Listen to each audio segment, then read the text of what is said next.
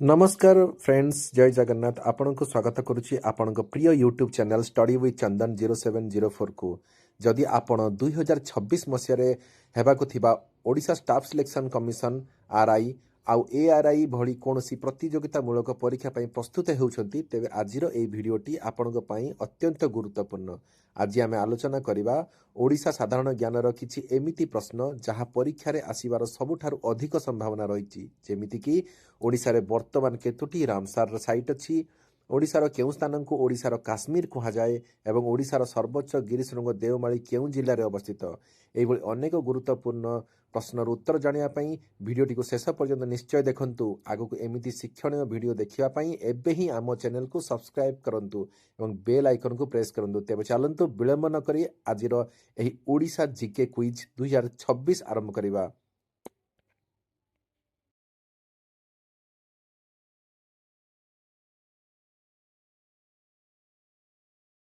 Question number 1, Odisha budget 2025-26 अनुଯାୟୀ कृषि क्षेत्र ପାଇଁ केते कोटी टंकार व्यय बराद करा जायछि? करेक्ट आंसर 37,838 करोड़ 37,838 कोटी टंका।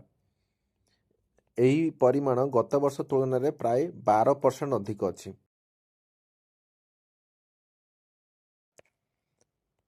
क्वेश्चन नंबर 2, ओडिशार केउ पर्व को निकटरे जातीय महोत्सव नेशनल फेस्टिवल मान्यता प्रदान करा जायछि? Correct answer Dhanu Jatra. बरगढ़ विश्व प्रसिद्ध मुक्ताकाश रंगमंच धनुजात्रा को जातीय पर्वर मान्यता दिया जायछि। यह विश्वर सबुठारु बड़ मुक्ताकाश रंगमंच भावे जनाशुना। क्वेश्चन नंबर 3, ओडिशा रे वर्तमान केतोटी रामसार साइट रहिछि? करेक्ट आंसर 6टी। ओडिशा रे वर्तमान चिलिका, भितरकनिका, सातकोशिया, हीराकुद, तांपरा एवं अंशुपा भली 6टी रामसार साइट अछि। यह पूर्वरु चारोटी थिला। तांपरा एवं हीराकुद जलभंडार एथिरे सामिल हेबा परे यार संख्या 6 को वृद्धि पाइछि।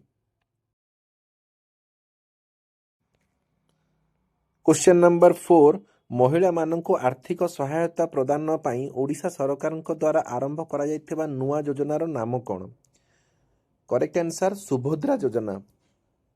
नूतन सरकार द्वारा महिला सशक्तिकरण पाई सुभद्रा योजना गोटे प्रमुख पदक्षेप। यह योजनार नाम प्रभु जगन्नाथ भौणी नाम अनुसार रखा जायछि।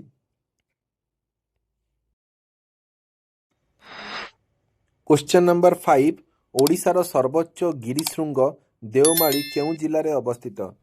Correct answer Koraput. ओडिशार सबुठारु उच्च पहाड़ देवमाली कोरापुट जिल्ला रे अवस्थित। एही जिल्ला ओडिशार दक्षिण भाग रे अवस्थित एवं आदिवासी संस्कृति पई एही जिल्ला प्रसिद्ध। क्वेश्चन नंबर 6, शिमिलीपाल जातीय उद्यान रे 2026 जानुआरी गणना अनुଯାयी केतोटी कुंभीर चिन्हट करा जायछि? Correct answer 84। 2026 जानुआरी सुधा शिमिलीपाल रे कुंभीर संख्या 84 को वृद्धि पाइछि। एही संख्याटी 80 रु 90 मध्य रे अछि। क्वेश्चन नंबर 7, पूर्वरु थिबा बिजु स्वास्थ्य कल्याण योजना BSKY रो नाम परिवर्तन करा जाई कोन रखा जायछि? Correct answer Gopabandhu Jan Arogya Yojana.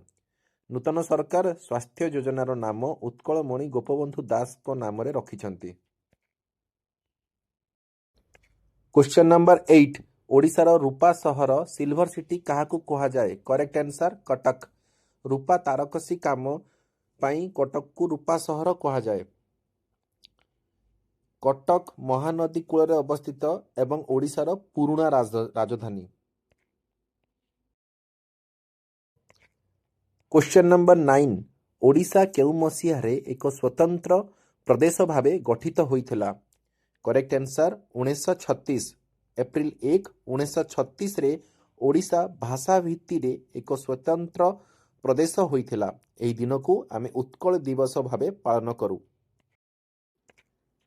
Question number 10, ओडिशार केउ स्थान को ओडिशार काश्मीर बोली कहा जाए?